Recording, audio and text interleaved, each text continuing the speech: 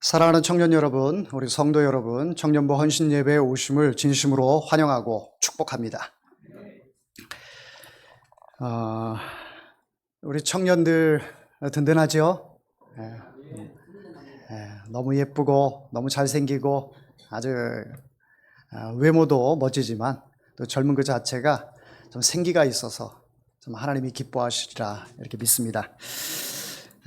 시작하는 이 시점에서 좀 직관적이고 현실적인 이야기를 좀 했으면 좋겠습니다. 우리 청년들에게 질문을 드립니다. 여러분, 요즘 청년으로 사는 거 어떤가요? 청년으로 산다는 거 어떤가요? 살만합니까? 할렐루야. 네. 취업난, 또 인간관계, 또 연애 문제, 미래에 대한 불안, 결혼의 이야기까지 누가 우리 삶의 명확한 길을 말해줄 수 있을까? 여러분은 그런 해답을 좀 주는 분이 있었으면 참 좋겠다 이런 생각을 가질 것입니다. 여러분 나름대로 그 해답을 찾으려고 부단히 애를 쓰고 계실 텐데요. 여러분이 시기에 이 모든 이 특징들을 가지고 있는 그런 시기에 여러분들이 살고 있습니다. 가장 힘든 시기이기도 하고요. 또 가장 중요한 시기이기도 합니다. 이런 난제들이 인생에 있어서 가장 많이 몰려 있을 때가 바로 청년의 시기입니다. 한 가지만 걱정해도 참 마음이 무거운데 많은 것들을 고민하고 생각하고 또 노력해야 되고 힘써야 되고 이런 모습들에 인생에 있어서 가장 많은 숙제들을 해야 할 때가 바로 이 청년이 아닌가 싶습니다. 물론 저도 그런 시기를 거쳤고요. 여기 앉아 계신 우리 기성세대의 성도님들도 다 그런 시기를 잘 겪었고 또 잘 승리해서 이 자리까지 오신 줄 믿습니다. 우리 청년들도 이런 시기들을 주 안에서 잘 이겨내리라 믿습니다. 인생에 있어 에너지도 또 가능성도 가장 많은 때가 바로 이 청년의 때예요. 그래서 가장 힘든 시기이기도 하지만은 가장 중요한 시기가 청년의 때라 이렇게 말씀을 드릴 수가 있습니다. 한 기독 청년이 있었습니다. 이 청년은 어린 시절에 목회자에 대한 꿈을 갖고 열심히 신앙생활을 했습니다. 그리고 성실했습니다. 또한 누구에게도 미움받는 일을 하지 않고 칭찬 듣는 어린아이였습니다. 이 아이가 자라면서 어린 시절에 가졌던 그 꿈, 바로 목회자에 대한 꿈을 실현하기 위해서 나름대로 기도도 열심히 하고 또 성경도 많이 보고 교회에서 앞장서서 일들을 행했던 그런 어린아이였습니다. 그런데 이 어린아이가 이제 고등학교 되고 대학을 앞두고 열심히 학생회 회장도 하면서 교회 일에 열심을 낼 때 많은 사람들은 이 젊은 학생을 칭찬을 했습니다. 이제 대학을 앞두고 다른 친구들은 대학을 갔는데 이 친구가 그만 대학을 가지 못했어요. 어린 시절부터 꿈꿔왔었고 열심히 자타가 공인할 만큼 최선을 다한 삶이었지만 대학을 가지 못하고 알바로 전전긍긍하는 그런 삶을 살게 되었습니다. 친구들은 대학교 1학년이 되었고 2학년이 되었는데 본인은 대학을 가지 못해서 결국은 영장을 받아들고 군대에 가게 되었습니다. 군대에 가서 하나님께 묻습니다. 하나님, 도대체 제가 뭘 해야 합니까? 저에게도 계획이 있으신 건가요? 그렇게 하나님께 따지듯 질문을 했습니다. 하나님께서 뭐라고 말씀하셨을까요? 하나님께서는 아무 말씀이 없으셨어요. 그저 침묵만 하고 계셨습니다. 이 청년은 군 생활을 하면서도 하나님께서 나의 앞길을 어떻게 인도하실지 고민하며 하나님께 기도해도 응답이 있지 않는 가운데 마음이 답답했습니다. 미래는 불안했습니다. 두려웠습니다. 내 삶이 어떻게 펼쳐질까 매우 고민되면서 자괴감에 빠지기도 하였습니다. 군 생활은 녹록지 않았습니다. 그리스도인이라고 해서 열심히 교회를 다니다 보니 고참들에게 미움 사는 것도 일상이었습니다. 하루가 멀다 하지 않고 두들겨 맞는 것이 일이었습니다. 교회 가서 기도를 하며 예배를 드리면 한없이 눈물이 나는데 그래도 여전히 미래는 암울했습니다. 하나님께서 딱 부러지게 말씀을 하신다면 좋을 텐데 그런 말씀이 없으셨기 때문에 그렇습니다. 신학대학 다니다가 온 청년들이 여럿 있었습니다. 총신대학을 다니던 친구, 장신대를 다니던 친구, 성결교를 다니던 친구, 이런 여러 신학생들이 있었지만 이제 그런 청년들 중에 이제 선임 군종병이 제대를 하면서 그들 중에 군종병으로 한 명을 컨택을 하게 되는데, 선임 군종병이 이 청년들을 보니까 신학생이라고 하지만은 누구 하나 신앙이 딱 부러지게 있는 사람을 찾아보기가 어려웠습니다. 종교 행사하는 그 이유로 두들겨 맞는 것이 일수였기 때문에 매 앞에 장사 없다고 신학생들도 매를 맞아가며 교회 다니는 것이 매우 버거웠나 봅니다. 그래서 교회를 다니지 않고 또 힘드니까 담배도 피게 되고, 이런 현상들을 보면서 선임 군종병은 어린 시절부터 신앙생활을 열심히 했지만 미래가 불투명했던 이 청년, 학력도 좋지 않고 대학도 들어가지 못했던 그 청년을 눈여겨보기 시작했고 그 청년을 군종사병으로 임명하게 되었습니다. 많은 여러 신학생들이 있었지만 그들을 제쳐두고 보잘것없는 그 청년을 군종사병으로 삼게 되었습니다. 그 군종사병은 상병부터 담임 목회자가 된 거예요. 420명의 대대의 병사들 가운데에 군종사병이 되어서 이제는 담임 목사님이 그 부대에는 있지를 않았습니다. 그런 가운데서도 열심히 병사들을 섬기며 또 그들에게 설교할 수 있는 권한까지 주어졌습니다. 신학을 배우지도 않고 많이 배우지도 않고 가방끈이 길지도 않은 그런 청년이 군종사병이 되어서 많은 청년들 앞에 목사님처럼 설교한다라고 하는 것은 쉬운 일이 아니었습니다. 그러나 그 청년은 계속해서 설교를 하면서 또 병사들을 신방을 하면서 귀신이 나타나서 기절해 있는 그 청년들 가서 기도해 주면서, 그 부대에는 이 귀신들이 많이 나타나서 귀신과의 전쟁이 있었습니다.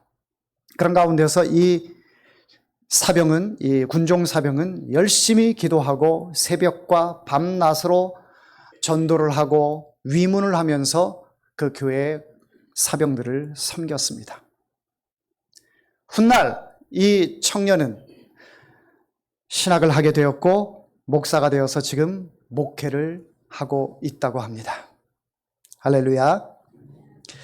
그때 그 경험으로 인하여 아무것도 준비되어 있지 않은 그런 청년이었지만 하나님께서는 침묵 가운데서도 여전히 그 청년을 바라보고 계셨고 그 청년을 사랑하고 계셨고, 준비가 없는 그런 모습이었지만 나는 아이라 아무것도 할 수 없다라고 하는 이 예레미야의 고백과도 같은, 나는 신학도 안 했는데요, 나는 아는 것도 없는데요, 그런 가운데서도 하나님께서는 그 청년을 들어서 신학하기 전에 먼저 이렇게 담임 목회를 할 수 있는 그런 경험을 쌓게 하시고, 내가 너와 함께 하겠다, 염려하지 말아라, 내가 너의 입이 되겠다, 염려하지 말아라 말씀하시면서 그 청년을 오늘날 목회자로 세우셨다라는 것입니다.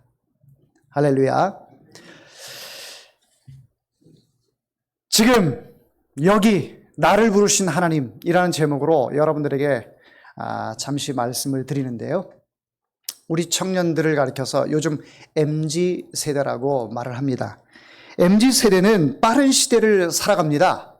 모든 것이 바뀌고 정답은 없고 선택지는 너무 많고 그래서 지금 여기가 맞는 걸까 고민들을 많이 하고 살아갑니다. 그런데 하나님은 이렇게 청년들에게 말씀을 하십니다. 지금 내가 너를 부른다.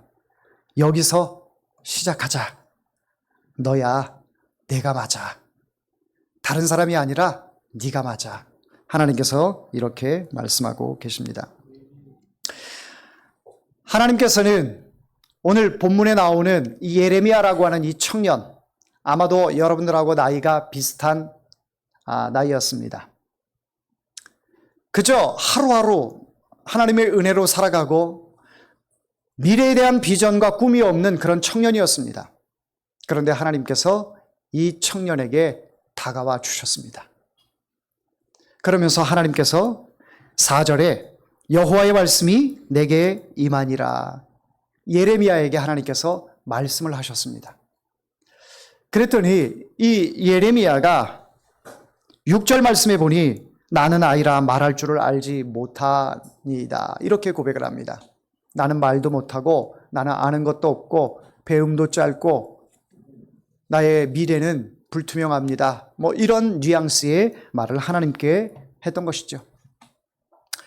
우리 청년들을 바라보면 어른들은 많은 질문들을 합니다. 대학은 어디 갈 거야? 뭐 전공해? 꿈이 뭐야? 결혼 언제 할 거야? 전 그런 얘기 들을 때마다 우리 청년들 난감할 때가 많이 있죠. 고민이 많이 됩니다. 그런 거 좀 안 물어봤으면 그런 생각이 드는데 어른들 생각은 걱정해서 이야기를 해주는데 왠지 우리 청년들 듣기에는 매우 불편합니다. 목회자들 가운데에도 불편한 질문들을 들을 때가 있어요. 많은 목회자들과 교제를 하다 보면 큰 교회 목사님들이 이런 질문들을 합니다. 교회 평안하시지요? 묻습니다. 많이 부흥하셨습니까? 이렇게 묻습니다. 성도는 많아졌습니까? 이렇게 묻습니다. 작은 교회 목회자들이 그런 질문들을 받을 때 참 난감합니다. 그래서 은혜 중에 있습니다. 주 안에서 평안합니다. 네, 잘 성장하고 있습니다. 이렇게 대답을 합니다. 어쨌든 간 성도들의 마음속에 주님이 함께 계시고 또 동행하시기 때문에 한 명 한 명의 교회들이 믿음 안에서 성장하고 있으니 부흥하고 있는 것 아니겠습니까? 성장하고 있는 것 아니겠어요? 네.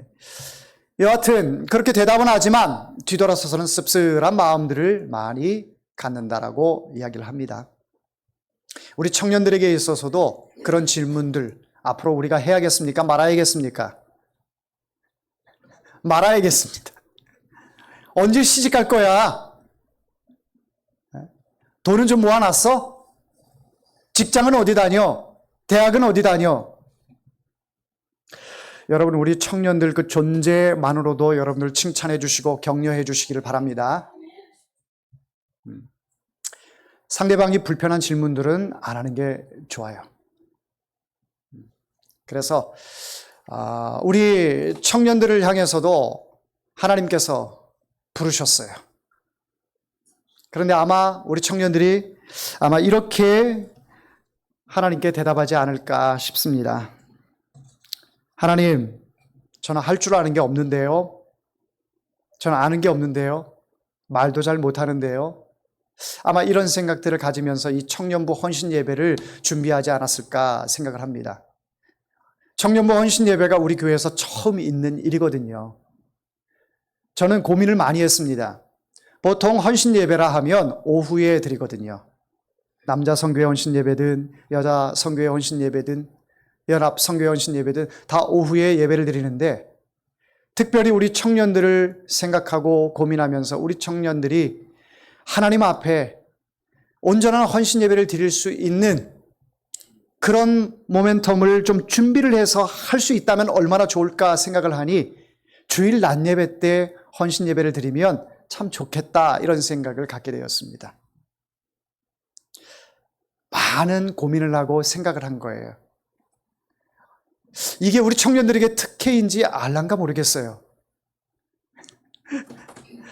그만큼 청년들을 많이 생각하고 있고 여러분들을 위해 기도하고 있고 축복하고 있다라고 하는 반증이 바로 이 주일 낮 예배 때 헌신 예배를 드리는 것입니다. 왜냐하면 오후에 예배를 드리게 되면 몸이 불편하신 분들 또 사정이 있으신 분들은 집으로 가실 거 아니에요.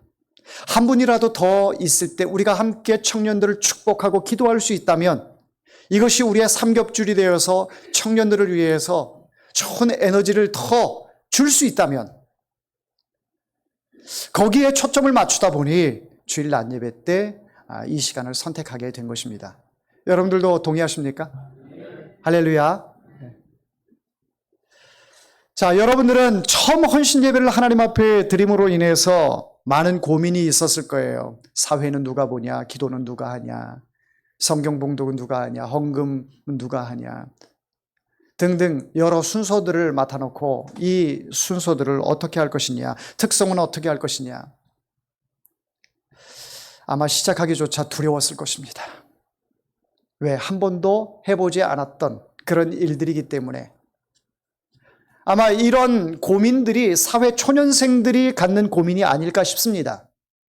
사회에 나가면 이제 부모 그늘에서 벗어나서 뭐든지 내가 중심이 돼서 해야 합니다. 누가 해주는 것 없습니다. 누구에게 기댈 곳도 없습니다. 누가 내 편 들어주지도 않습니다. 뭐든지 내가 해야 합니다. 내가 생각하고 내가 행동해야 되고 내가 배운 대로 최선을 다해서 성실함을 가지고 일을 할 때에 인정을 받습니다. 그러나 처음이기 때문에 매우 두렵지요. 사람들의 시선이 따갑기도 하고 누가 말 걸어주는 것조차도 참 이제는 두려워서 나 좀 그냥 내버려 뒀으면 하는 그런 생각 들 때도 많이 있을 것입니다. 그러나 처음이 두렵고 떨리고 힘들지 2번 하고 3번 하고 4번 하고 그러면 그것이 익숙해지고 습관화가 되고 그것이 나의 일상이 됩니다. 우리가 밥 먹을 때 의식하며 먹지 않습니다.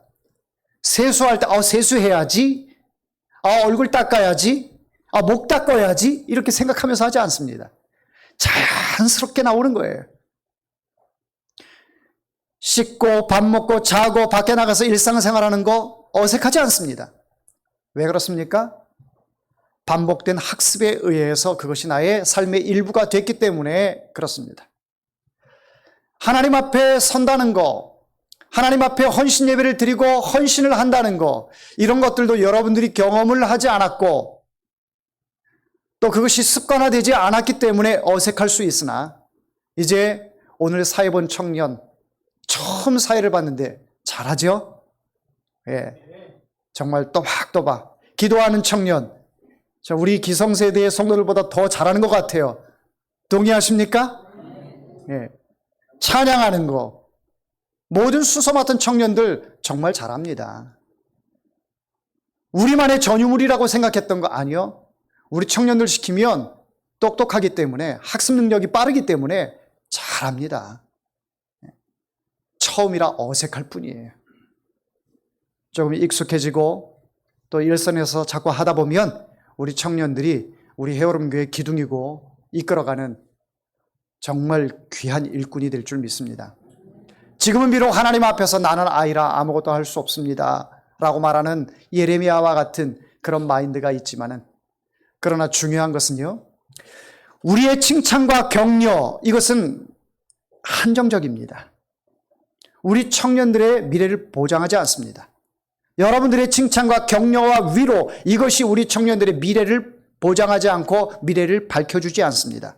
중요한 것은 하나님께서 함께 하신다라고 하는 겁니다. 자, 성경을 보도록 하겠습니다. 자, 8절을 우리 같이 한번 읽어보겠습니다. 시작. 너는 그들 때문에 두려워하지 말라. 내가 너와 함께하여 너를 구원하리라. 나 여호와의 말이니라 하시고. 자, 여기서 중요한 말씀은 두려워하지 말아라. 내가 너와 함께하여. 하나님께서 예레미야와 함께 하신다고 말씀을 하십니다. 예레미야를 하나님께서 처음 부르셨을 때에 하나님이 나를 부르셨다라고 하는 그 두려움, 설레임과 기쁨도 있겠지만 두려움이 컸을 것입니다. 왜냐하면 누구보다도 자기 자신을 자기가 잘 알기 때문에 그래요. 나는 아이란 말도 못해요. 배움도 짧아요. 나는 경험도 없어요. 지혜와 지식도 없어요. 많은 사람들이 아니야. 하나님께서 너를 선지자로 삼아주셨어. 넌 할 수 있어. 할 수 있어. 아무리 옆에서 칭찬하고 격려한들 이 예레미야의 마음속에는 자기 자신이 이 부정하고 있는 못한다라고 하는 것을 떨쳐버릴 수가 없는 거죠. 이런 예레미야에게 하나님께서는 너는 아이라 하지 말아라. 너는 말 못한다 하지 말아라. 내가 내 입에 내 말을 줄게. 걱정하지 말아라. 내가 너와 함께 할게. 걱정하지 말아라. 우리 청년들이 염려하는 것, 직장 생활하면서 사람과의 관계, 인간관계, 상사와의 관계, 또 학교 다니면서 이 학습을 통해서 앞으로 나의 직장이 어떻게, 나의 진로가 어떻게 결정될 것인지 이런 염려. 그래서 이런 걱정들 때문에 많은 숙제들을 하나하나 다 풀어나가는 것이 참 버거우리라 생각이 드는데 하나님께서 예레미야에게 하셨던 것 같이 여러분들에게도 동일하게 말씀하십니다. 너는 아이라 하지 말아라. 내가 너와 함께 할게. 두려워하지 말아라. 그들을 두려워하지 말아라. 내가 너와 함께 할게. 할렐루야. 우리 청년들에게 하나님께서 이렇게 말씀하세요. 그러니 하나님의 말씀이 때로는 나에게 임해서 그 말씀이 흥분이 돼서 일을 할 때도 있지만은 앞서 제가 예화를 들었던 그 청년의 이야기 같이 하나님께서는 아무런 말씀도 안 하시고 침묵으로 일관하시는 그런 하나님이시기도 할 것입니다. 우리 청년들이 나름 기도도 할 거예요. 하나님, 나의 미래는 어떻게 되겠습니까? 나의 직장은 어떻게 되겠습니까? 누가 시원하게 나에게 이렇게 보장해줘서 너 여기 들어와. 너의 배필이야. 이렇게 탁탁 안내를 해준다면 좋겠는데 하나님께서 침묵하고 계세요. 아무 말씀도 안 하신 것 같아요. 그럼에도 불구하고 하나님께서는 여러분들을 향한 그 시선이 한 번도 하나님의 시선에서 여러분들이 벗어난 적이 없다라는 사실, 여러분들을 향한 하나님의 시선은 항상 고정되어 있다라는 사실 기억하시길 바랍니다. 하나님께서는 예레미야에게 이렇게 말씀하세요. 5절 말씀을 한번 보십시다. 같이 읽어봅니다. 내가 너를 모태에 짓기 전에 너를 알았고 내가 배에서 나오기 전에 너를 성별하였고 너를 여러 나라의 선지자로 세웠노라 하시기로. 너를 모태에 짓기 전에 너를 알았다라고 말씀하십니다. 내가 부모님에게 태어나기도 전에, 부모님이 나를 만들기도 전에 하나님께서 너를 알았다라고 말씀하세요. 배에서 나오기 전에 너를 성별하였다. 성별하였다라고 하는 것은 구별하였다라는 거예요. 내가 너를 나의 백성으로, 나의 사람으로 구별하였다라고 말씀하고 있는 거예요. 아마 여기 계신 우리 청년 여러분들은 모태신앙인도 있을 것이고 또 살면서 또 예수 믿게 된 청년도 있을 것입니다. 그런데 때로는 나의 정체성에 대해서 혼란이 막 오죠. 내가 누구지? 내가 어디에 있는 거지? 내가 뭘 해야 하지? 이런 정체성이 불분명해서 혼돈이 올 때가 있어요. 그런데 하나님은 여러분을 향해서 분명히 말씀하십니다. 내가 너를 모태에 짓기 전에 너를 알았다. 내가 배에서 나오기 전에 너를 성별하였다. 구별하였다. 나의 사람으로 내가 세웠다라고 말씀하십니다. 이 세상을 살면서 누군가 나를 인정을 해도 내가 인정받는 사람이라고 느껴질 때라도 나는 뿌듯합니다. 자부심이 생깁니다. 그런데 만왕의 왕이시고 천지를 창조하신 그 하나님께서 나를 모태에서부터 미리 알았고 나를 구별하였다라고 말씀하신 그 하나님. 여러분, 이 말씀이 하나님이 여러분에게 하시는 음성이 되기를 주의 이름으로 축원합니다. 정체성에 대해서 혼란스러워하는 것이 이제는 하나님이 나를 모태에서부터 미리 알고 계셨구나. 나를 이 21세기에 이 땅에 보내시기 위해서 하나님께서 계획하셨구나. 이 확신이 들게 되면요, 세상에 살아가는 것이 두렵지 않습니다. 하나님께서 침묵하시고 계시나 언제나 여러분을 함께 하시고 여러분과 함께 하시고 동행하시고 계시다라고 하는 것을 여러분들은 믿으시면 되는 거예요. 하나님께서 이 예레미야에게 원하신 것은 그의 능력이 아니었습니다. 준비된 모습이 아니었습니다. 그저 하나님의 부르심에 응답하는 것 한 가지였습니다. 여러분, 우리는 하나님의 일에 대해서 거창한 것을 생각합니다. 하나님의 일을 해야지, 하나님의 일을 해야지. 하나님의 일을 해야지라고 하는 생각을 우리 청년들이 머릿속에 담아두는 순간 거기서부터 멘붕이 오기 시작합니다. 짜증이 나기 시작합니다. 왜?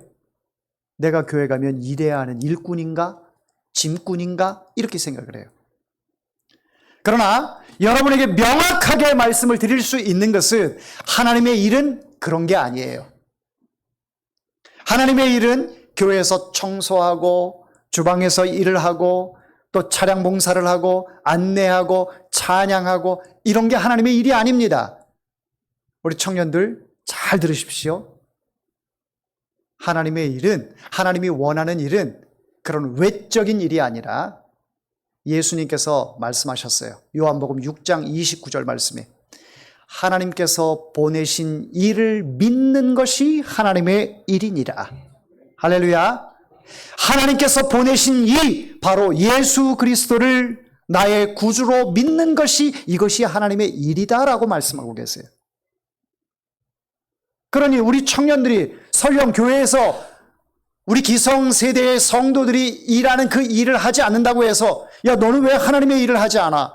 좀 해줬으면 좋겠는데 이렇게 바라볼 것이 아니라 그래도 하나님 앞에 나와서 믿음 생활을 하는 그 자체가 하나님이 존귀하게 여기시는 것이고 하나님께서 네가 나를 믿으니 네가 내가 보낸 예수를 믿으니 너는 하나님의 일을 하고 있는 거야. 하나님께서 기억하는 우리 청년이 되는 줄 믿습니다. 그러니 우리의 기준대로 교회에서 누가 일을 하든 일을 하지 않든 그것 가지고 우리가 판단하지 않고 일을 하는 것도 일을 하지 않는 것도 그 사람의 믿음인 거예요. 하나님 앞에 믿음으로 내가 하고 싶고 내가 청소라도 하고 싶고 내가 다른 봉사라도 하고 싶어 그런 사람의 그 사람의 기준의 믿음인 것이지 천편일률적으로 똑같이 재단할 수 없다라는 것이죠. 물론 교회라고 하는 이 조직은 누군가 일을 해야 누군가 움직여서 해야 이 모든 일들을 해나갈 수가 있습니다. 누군가는 주방에서 일을 해야 되고 누군가는 사회를 봐야 되고 또 기도도 해야 되고 누군가는 청소도 해야 되고 이런 모든 일들이 우리 안에서 이 내면에서 즐거움으로 할 수 있다면 이것이야말로 진정 하나님이 기뻐하시는 일이지요. 그러나 그것이 다는 아니다. 마르다가 열심히 예수님을 향해서 음식으로 준비해서 했지만 오히려 예수님께서 칭찬한 것은 마르다보다 마리아를 더 칭찬하셨어요. 주님의 말씀을 듣고 싶고 주님과 함께 예배를 드리고 싶고 주님과 동행하고 싶고 주님과 함께하는 그 자체가 즐겁고 행복이라는 것. 이것이 우리 청년들이 마음속에 좀 간직했으면 좋겠습니다. 직장에 나아가서도 하나님께서 보내신 이 바로 예수를 내 마음속에 모시고 산다면 직장에서 일을 해도 그것이 하나님의 일을 하는 거예요. 사람과의 관계 속에서도 상사와의 관계 속에서도 내 속에 예수 그리스도를 믿는 이 믿음이 있으면 그 자체가 하나님의 일을 하는 거예요. 그러니 우리가 하나님의 일을 하는 것은 눈으로 보이는 것이 하나님의 일이 아니라 내가 집에 있든지 직장에 있든지 학업에 있든지 교회에 있든지 내 속에 예수 그리스도가 하나님의 아들이시고 나의 구주라는 사실을 믿는다면 내가 하나님의 일을 하는 현장에 있다라는 사실입니다. 이것이 하나님과 동행하는 거예요. 하나님이 원하는 것은 바로 그거예요. 예레미야에게 원하는 것 바로 그겁니다. 너 대학 나왔어? 너 좋은 직장 다녀? 너 내 일을 하기 위해서 준비됐어? 하나님은 그걸 보시는 것이 아니라 하나님의 부르심에 아멘 하는 사람을 기억하십니다. 대학에 친구들이 다 들어갔을 때 본인만 대학에 들어가지 못해서 마음이 울적하고 괴로웠던 그 청년도 하나님께서 준비되어 있는 상태에서 쓴 것이 아니라 벌써 경험을 통해서 그 경험으로 준비케 하셨고 이후에 목회자가 될 수 있었던 이 모든 일들이 하나님께서 부르신 그 부르심에 아멘 했기 때문에 그렇게 하나님이 사용하시는 거예요. 사랑하는 우리 청년 여러분, 우리 성도 여러분, 하나님께서는 여러분들을 부모님 조성하기도 전부터 하나님께서는 여러분들을 준비하고 계셨고 이 시대에 여러분들을 보내신 줄 믿습니다. 아브라함 시대에 아브라함을 보냈듯이 모세 시대에 모세를 보냈듯이 이 시대에 여러분들을 보내셨어요. 하나님께서 하나님의 계획 속에 여러분들을 보내셨고 그 하나님의 부르심에 여러분들이 능력이 없어도 재주가 없어도 물질이 없어도 달란트가 없어도 아무것도 없어도 상관없어요. 병약해서 육체적으로 건강하지 않아도 그거 상관하지 않아요.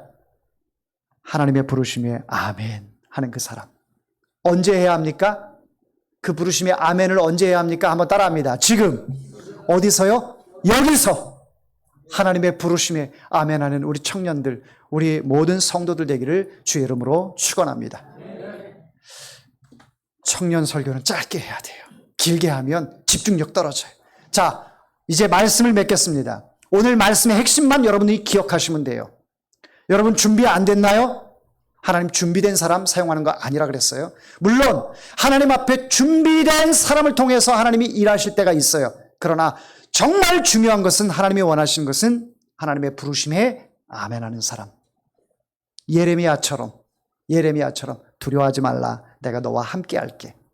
우리 청년들 두려워하지 마. 내가 너희들과 함께 할게. 그 부르심에 응답에 순종하는 그런 청년들을 통해서 하나님께서는 여러분들의 미래가 시온의 대로와 같이 열려지는 역사가 나타나게 될 줄 믿습니다. 기도합니다.